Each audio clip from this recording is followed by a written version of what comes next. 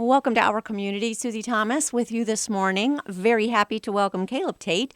He's from Cru, and some of you oldsters might remember that as Campus Crusade for Christ, but they go by Cru now. Good morning, Caleb. Good morning. Thank you so much for having me. First of all, tell us a little bit about you, where you go to school, where you attend college, and kind of maybe we'll get into what interested you into Cru. Yeah, I went to school at Kent State, so I graduated from there. In 2019, I studied business management there. And while I was at Kent State, I was both a student leader in Cru, and then my senior year, I got into part-time staff, and then upon graduating, decided to pursue staff with them full-time. I love hearing about Christian organizations thriving on just, regular old state universities. I love that. And tell me a little bit about just the life of being a member of Cru when you're going to Kent. Cru is so helpful for me to be a part of. I think when you go to a large university such as Kent State, it can be easy to get lost with all the people that are there and really to find your place and even your purpose while you're on campus.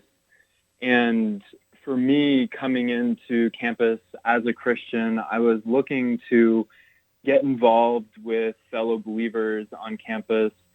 And Cru made that so much easier to be able to find people who were pursuing God and were able to help me pursue him at the same time outside of what they do as far as educating students with their weekly meetings and Bible studies and discipleship, which I was involved in.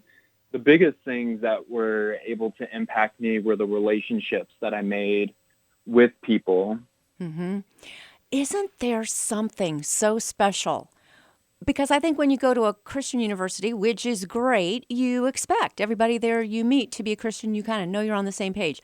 Isn't it really special when you attend a state university where you don't know for sure if your path is going to cross with somebody with your same values and beliefs? When you do, don't you just feel like, oh my gosh, a family member? You're just so tight and I think remain so for life.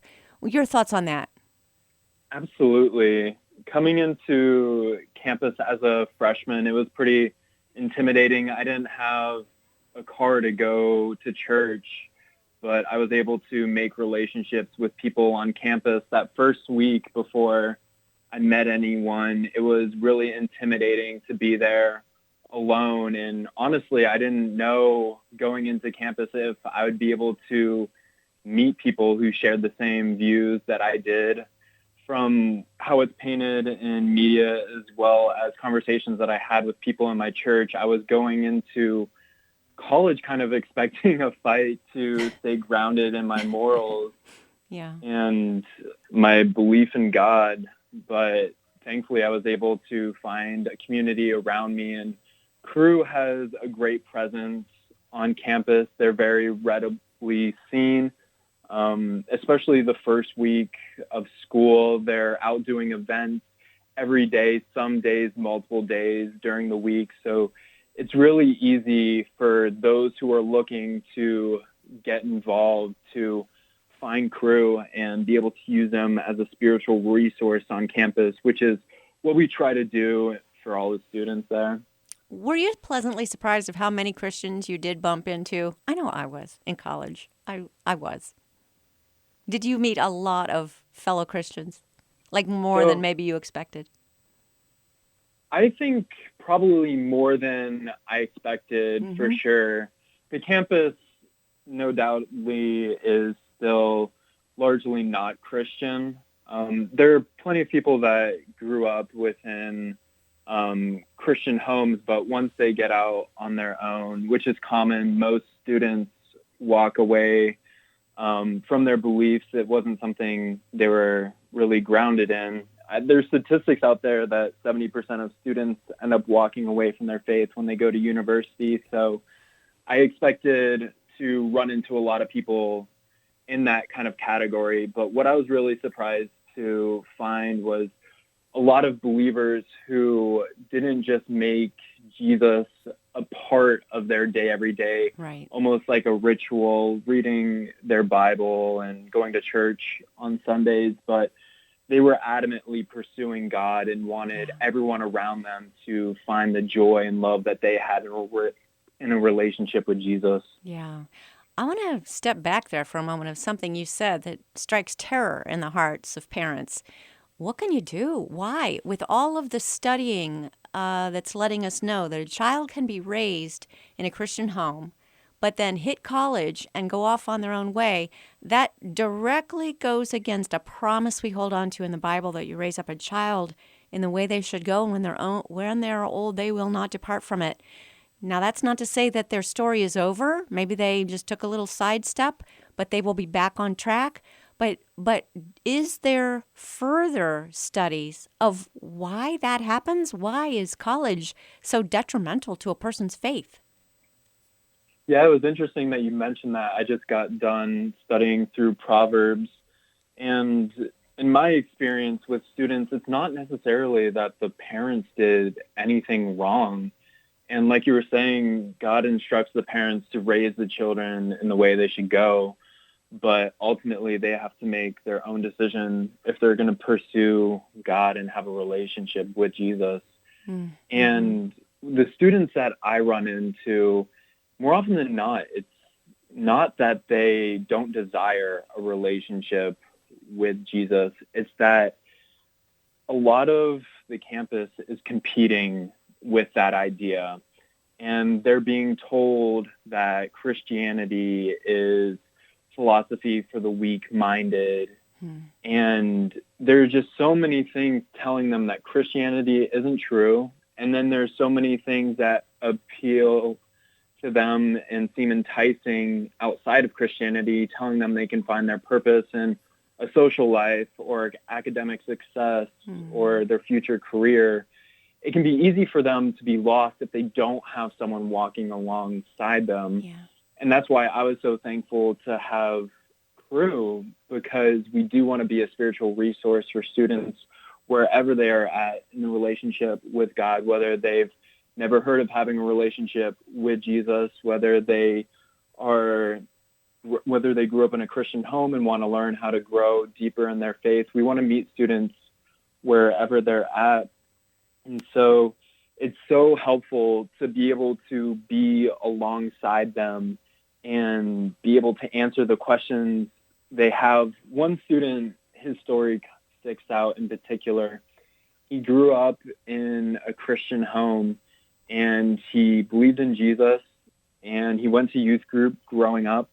And then when he came to campus, he started talking to some friends that he had made, and they were taking this class on Intro to World Religions.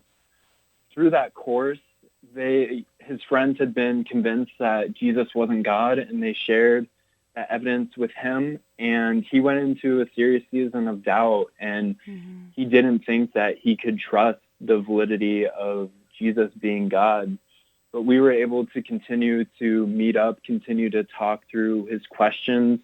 And at the time I was a student, and we were able to go through the class together that the students had raised those questions from. And through breaking down the professor's answers, he was able to see that, one, everything he was teaching was from a biased perspective, but also, two, that there is an actual intellectual reason for believing that Jesus is who he claimed to be.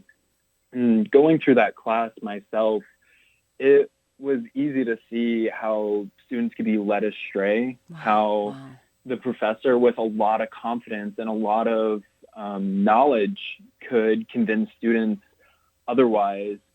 But if you have someone going alongside you who is able to process those questions, it makes it so much easier. And thankfully, in that student's case, we were able to see him believe that Jesus is God, commit his life to a relationship with him, and now he has a thriving relationship and has been involved in the church, and he has spent time in Cru, which is awesome.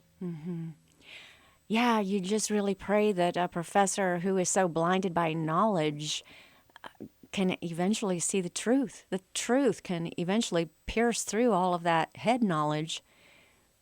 Yeah, it's very sad. I know I can kind of relate. When I was in college, I was in a class where a professor really went after me because they knew I was a Christian and really went after me and my belief system. And I walked out of there thinking, you know what? Before someone buys a car, they often have to kick the tires.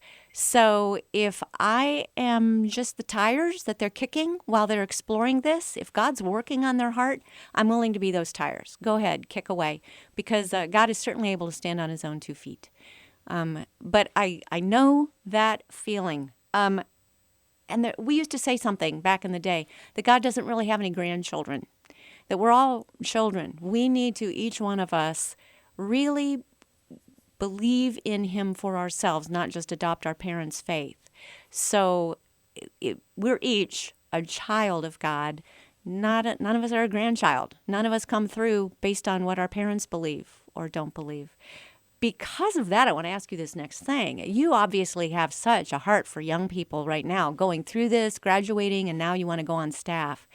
What is it about this generation that makes you want to not just say, yeah, I have great memories of Cru, but I want to become part of it? Absolutely. I think there is a great hunger for this generation of students to find purpose, and they're adamantly seeking it, and they're finding it in places that aren't true. But we've seen recently, especially through the pandemic, that students are lonely. They're seeking relationships, and God has designed us for relationships with him as well as the church. And as a result, sadly, we've seen results that 1 in 4 young people have considered suicide during the pandemic. Wait, how many? How many? 1 in 4. Oh my gosh. And that's absolutely heartbreaking. And I know for me personally in high school and some parts of college that I as well struggled with suicidal thoughts, but it was through having that relationship with Jesus and knowing my purpose is found in him that I was able to experience the love and purpose that we've been designed for in him. And I want to be able to share that with other students. And I think, like I was mentioning, they are seeking it. During this pandemic as well, Gospel Coalition came out with a study that 21.5% of non-Christians have started reading the Bible and listening to online sermons to try to find hope during this time. So it's kind of interesting whether it's causation or correlation, I don't know, between the two percentages of those experiencing suicidal thoughts and those seeking answers.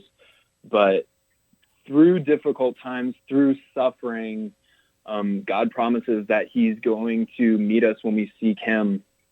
And so I hope to be one of those tools that God uses to show that real love and purpose to those students that can be found in a relationship with Jesus. And it's the only true place that it can be found. We're speaking with Caleb Tate. He is going on staff for Cru. Going to be back after these words. You're listening to Our Community. Welcome back to Our Community. Susie Thomas with you, visiting with Caleb Tate. He is going on staff with Cru. Some of you may remember it as Campus Crusade. Caleb, I go all the way back to Bill Bright and his wife when they were just first starting this. Campus Crusade for Christ, we probably were among the very first students that they were reaching out to. Between those days and these days of Cru, you're kind of new, but do you know maybe some changes that have taken place over the years? Probably through technology, there's certainly some changes. Yeah, absolutely. Cru has really expanded into an international ministry with a lot of different facets within it. It started on the campus and it's expanded into different areas such as family life. They have the Jesus film, which has been enabled through technology to bring the gospel in movie format to people in their own languages around the world. There are ministries for athletes. There are ministries for humanitarian efforts.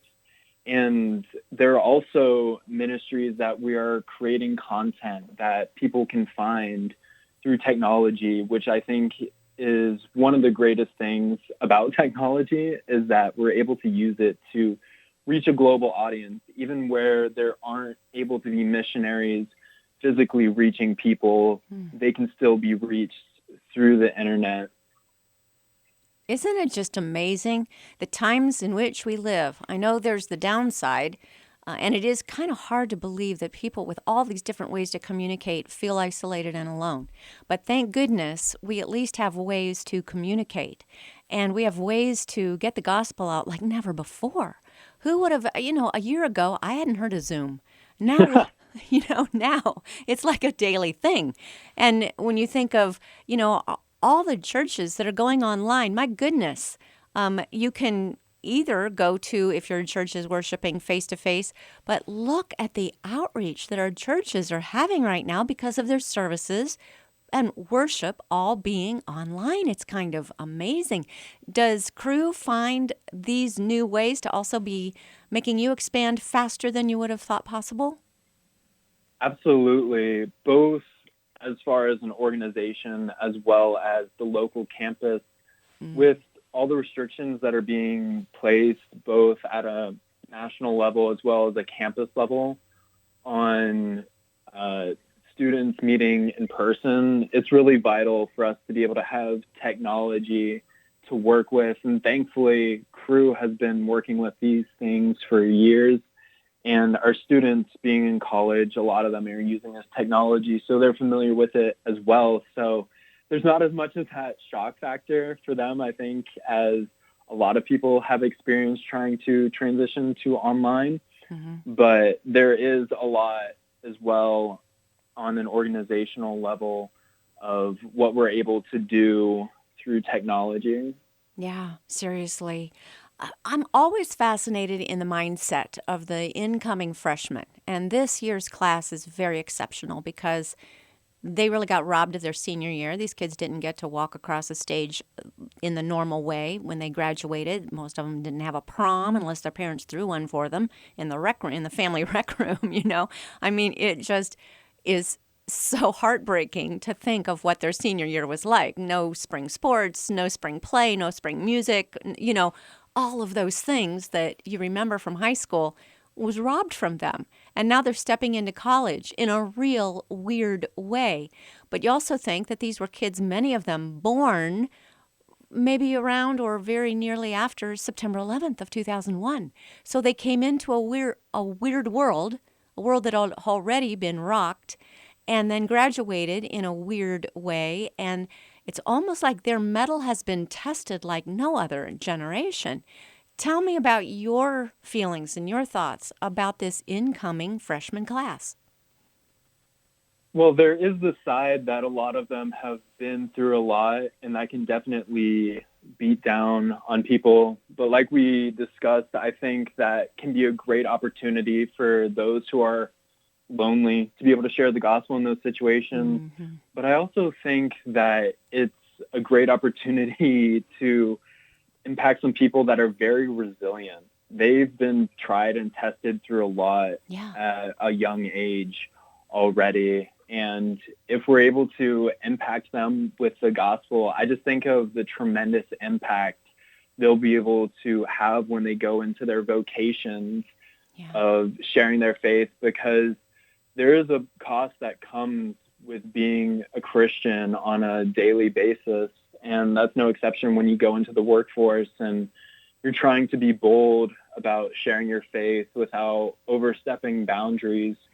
And that's a lot of what Cru wants to do. We want to equip these students both for their own walk with Christ, but our goal beyond that is that 100% of the students that come through Cru would be equipped to share their faith when they go into the workforce, whether they be a nurse, a business owner, or what have you. They're going to have plenty of opportunities to share their faith in a lot of different areas that not any of us one individually would be able to impact. Yeah, think of it. We know, Caleb, when a person decides to do this and you've been called, that there is financial responsibility and you need to raise some support to be able to do that. Is there a way we can help you out? Yeah, absolutely. I'm currently in the process of raising capital for the ministry that I'm going to be doing with students. And in order to do the ministry that I'm doing, I need people who want to partner alongside me, both financially as well as non-financially. And for example, I was a student leader within Cru for 3 years, and I was able to have a great impact while doing that. But then my senior year, I was able to step into part-time and meet with so many more guys on campus and disciple them. And now, hopefully, stepping into this full-time role, I'll be able to impact even more because the capacity is just there. And I want to invite people to partner alongside me in this.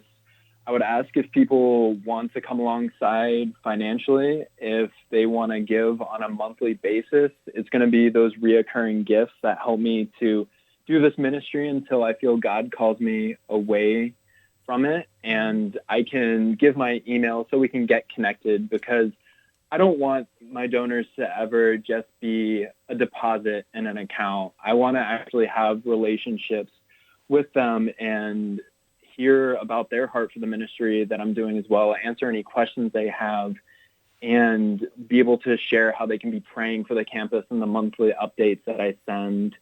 And so if they'd like to hear more, they can email me at caleb.tate@cru.org. That is caleb.tate@cru.org.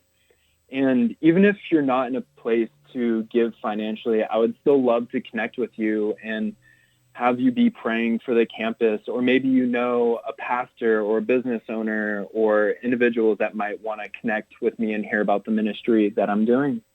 Would you be willing to speak to organizations if they do some face-to-face things, or perhaps have a Zoom meeting and talk with you that way?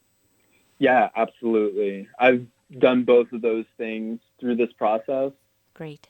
And we do want to point out, Cru is spelled C-R-U. It's not C-R-E-W. It's C-R-U as in the first half of crusade, from Campus Crusade. Yes? Yep. Okay. Easy to remember. I just want to make sure everybody had that right. So it's caleb.tate@cru.org. Caleb, talk to me about your dreams and your vision for this. What would you love to see come from your work? Well, I want to see Kent State impacted firstly with the gospel, and then from there, the rest of the world. I have a really big heart to see students come to know Jesus in college. I think it's a really trying time for a lot of them, where they're trying to figure out their purpose and they're being pulled a million different directions. But I think God has a great opportunity for them to get to know him in the midst of that. And I want to see the campus come to worship him. A lot of people have this perception that a lot of colleges, especially state schools, are just totally against Christ. And on a larger scale, that can be true at times. But like I experienced, there are pockets of people who really want to pursue Christ in college. And I love inviting other students into that and getting to witness them reaching their peers in college, and then hearing them even reach people after college when they go into their vocations. And also with international students, I have a big heart for that as well. A lot of the relational ministry that I did while I was in college was with students who were from other countries. The second guy I discipled was from Brazil. I had an opportunity to see a guy from China be baptized and go back home and witness to his friends there. I've met Wow. people from Bangladesh and Saudi Arabia, and there's a huge potential for global gospel impact with these international students. And they're coming not only to college, which is intimidating, but to a totally different culture. And that can be really scary for them. And being able to meet them in that and provide hope is amazing. Okay, that's where I want to go for our closing minute or two here. I am amazed at the opportunity when you think of, you know, really performing answering the call to the Great Commission. I I'm think your sorry. dog is helping us out here. It's Actually, okay. that's a dog and my roommate. Oh, both. Hi to both. But talking about the Great Commission and going into all the world, how awesome to have the world come to you. The opportunities are amazing when you think of it. Talk to me about how somebody who has never heard the gospel has been told that it's off limits, it's illegal to hear the gospel. What is their reaction when they hear about a God who loves them? Yeah. So I'm thinking in particularly about that one student from China, and being able to share the gospel with him was both rewarding as well as challenging Yeah, because he hadn't even heard of Jesus as a historical figure, right. let alone as God. So Okay, it tell me, where do you start? Where do you start with somebody who's never even heard of Jesus as a historical figure? Yeah, I think in some ways it actually has benefits because you're able to explain the deity of Jesus alongside him as a historical figure instead of someone who just perceives him as a good teacher and trying to explain how he wasn't just man, but he was Mm, also God. mm-hmm. And so it was a balancing act of both. One, explaining that there is a God and that Jesus is God. He came to this earth to save us, and showing the historical evidence of his life and his death and his resurrection and walking him through that process. It was lengthy, and obviously, if you've never heard any of that, it's mind boggling. And it took us multiple semesters. It took us 2 semesters, and I had classes with him. The first semester, we would go out to dinner once a week after class and build a relationship and introduce the gospel because it was something that I was living out in my Mm-hmm. life, and it Mm-hmm. was a huge part of my life. So he was interested about what I was doing and going through as his friend. And so we were able to work that into conversation.